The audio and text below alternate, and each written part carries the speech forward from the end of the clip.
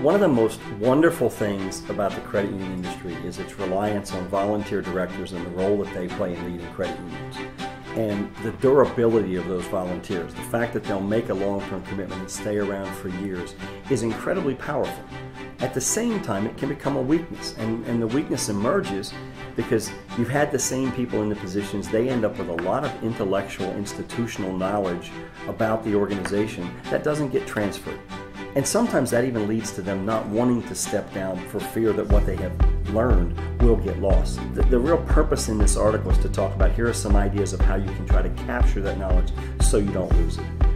And the first is a very simple idea. Don't let the people disappear when they step down from the board.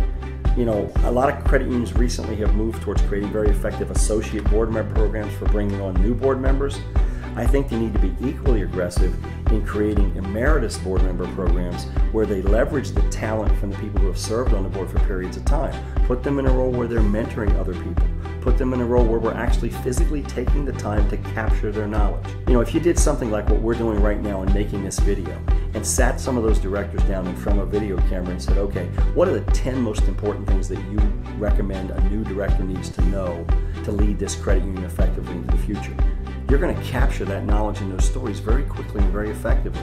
And the truth of the matter is, people might think that's cost prohibitive. Well, it's just a video camera and a person to ask a question.